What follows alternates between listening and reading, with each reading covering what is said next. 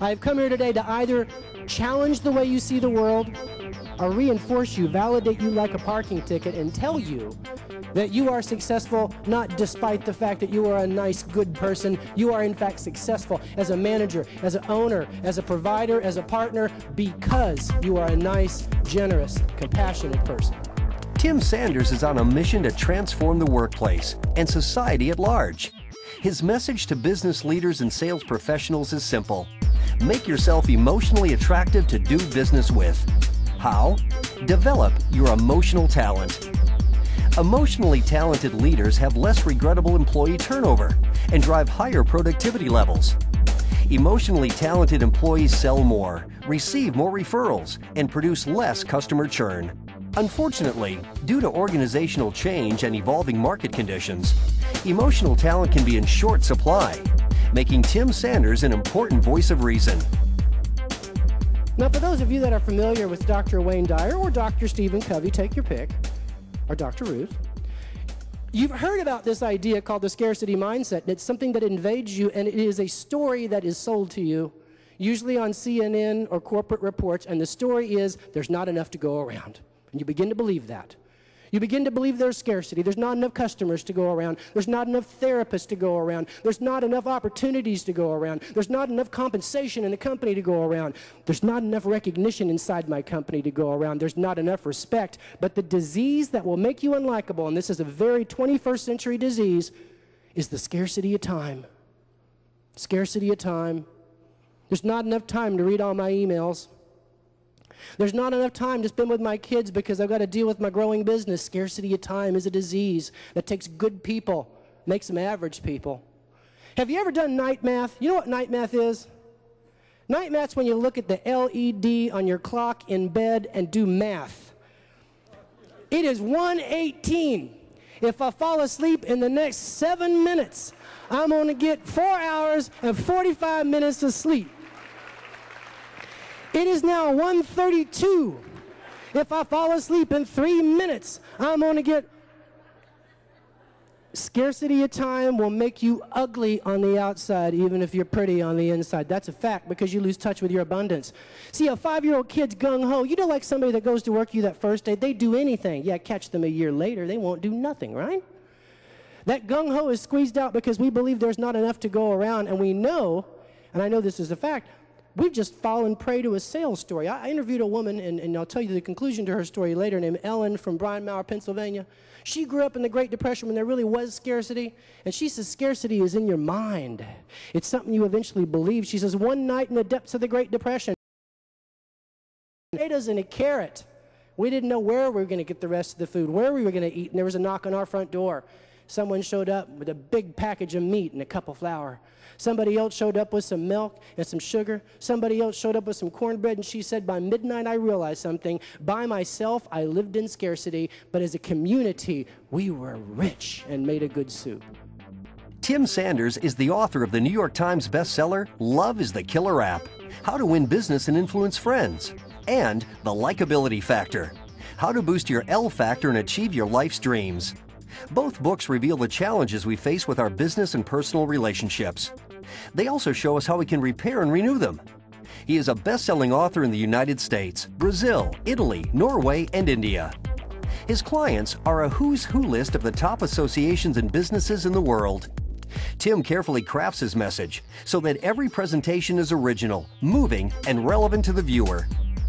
So much in our society that there's so much incivility. Yeah. There's so much negativity. You know, Simon Cowell on American Idol, or a lot of these reality shows. I mean, how do you jibe the two? Well, you know, when you tune into the evening news, if it bleeds, it leads, right? I mean, we have a disease in our culture that says it's okay to be unlikable if it gets results. And every time somebody says, but what about that person? He's mean, he's nasty, he's rich. Here's my answer. It's the middle of the movie. Any good movie makes the bad guy successful in the beginning, but you show me one unlikable person that ends up happy and satisfied at the end of their life, I'll give you $5. Tim is one of the most eloquent and poignant speakers on the conference and seminar circuit. He was recently selected by Successful Meetings as one of the top speakers on the lecture circuit for 2006. Tim's extensive research, eye-popping statistics, and heartbreaking stories led to WQED, a leading PBS affiliate, to create a 2-hour special based on the tools and information revealed in the likability factor, as well as a featured segment on The Today Show in May of 2005. In addition, Tim has recently appeared on numerous national and local TV networks, including NBC, Fox News Channel, CNN, Court TV, as well as being featured in Time Magazine, Family Circle, the New York Times, Glamour Magazine, and countless industry and internet newsletters. Highly likable salespeople on the average, according to a study at Yale, sell 40% more than average or neutral personalities. Highly likable managers experience 1/3 the employee turnover, 1/2 of the retraining cost as less likable managers. Likable employees are 4 times less likely to get laid off in a reorganization, according to a study of all layoffs that occurred between 2001 and 2004. You bring out the best. Tim has deep experience in the advertising, human resources, and media businesses, most recently as the Chief Solutions Officer and Leadership Coach at Yahoo. If you want to transform the way your organization does business, to motivate your attendees to immediate action with powerful tools that can be used right away, and to fill the room with laughter, drive, and spirit, you need Tim Sanders. That finishing the race is key to generating trust and respect in other people. When I was 13 years old, this goes back over 30 years, I know what I wanted to be. I wanted to be an athlete. See, I was raised in West Texas, eastern New Mexico, where if you weren't an athlete, you weren't nothing. I mean, they bring them in Odessa, 8th grade from Greece to play basketball. It's professional in Texas, okay? The problem for me was that I skipped 2nd grade, so I was a head smaller and a year younger than every kid in class. Worse than that, I had terrible asthma, so bad that the kids in school had a nickname for me in the 8th grade. My name was Weezer. Yeah, the Weezer. I tried out for football. They saved my life the first day. They cut me. I was mistaken for one of those blocking bags. I was cut. I practiced for 3 months, tried out for the basketball team. I could not make the ball to the hoop, which was a deal breaker.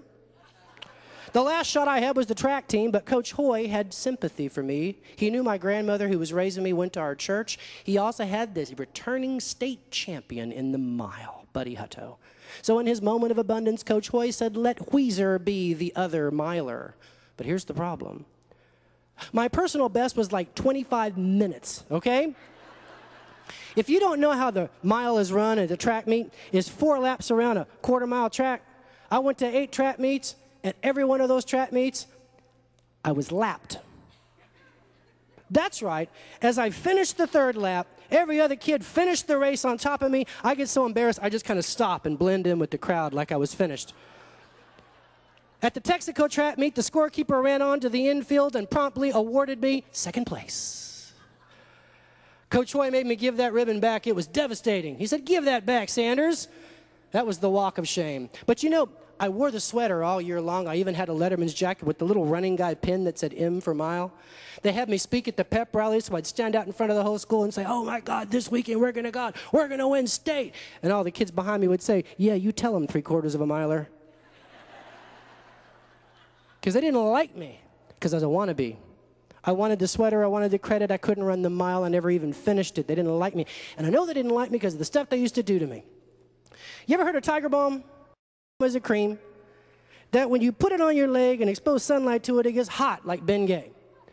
So the team captain, Gus, thought it would be hilarious to rub a handful of Tiger Balm in Weezer's black running shorts before the Odessa track meet at the end of the year. And unfortunately for Balco, unlike steroids, it did not improve my performance. As I finished the 3rd lap, stopping to hawk something up, the entire race finishes on top of me, and I almost stopped like I always did, but there's some little voice inside me, and the voice said, finish the race. Finish the race. Finish. You've been wearing the sweater all year, taking credit. You've finished this last time. They can wait 15 more minutes. Run the other 440 yards. So I just kept running. And when I'm running down the backstretch, I couldn't look over in the grandstand because I knew these kids were laughing at me, and it hurt my feelings. But I wanted to finish. And when I came around the last corner and I hit the home stretch, I heard a cheer go up from the grandstand. And I look over to the right, and I see 30 junior high school kids, boys, hardened criminals, standing on their feet with their arms in the air, yelling loudly, "Run, Weezer, run!" And the harder I ran, the more they cheered, and I fell across the finish line in a heap. And in the kindness and generosity, every single one of those kids came down from their stands and congratulated me one by one, like I'd won the world championship for my school. The biggest boy that did the shot put carried my wheezing body to the bus over his shoulder. And as I'm sitting on the bus in my normal chair up on the front row by myself, I'm like Bob Uecker on that track team. Gus Williams, he came and sat next to me, and he'd had a very typical day at the office. 5 first place, 1 second place. And he came and he sat down next to me, and he said, "Weezer, open your hand." Twice my size. I complied. I opened my hand. He took out of his pocket a second place ribbon, crumpled up and sweaty, represented failure to him. He took that crumpled second place ribbon, and he put it in my hand. He closed it with both of his. He looked me right in the eyes, and he said, "This is for you, winner. This is for the one you had to give back." You know what I learned in that exact moment? Nothing. I'm 13. I'm an idiot. I learned nothing. Do you know what I learned 17 years later in therapy? About that exact moment. I learned that integrity is the willingness to finish what you start, even when it can be embarrassing to try. And that is my last piece of advice with you. Guys, I hope you have a great conference. Thank you. Thank you. Thank you.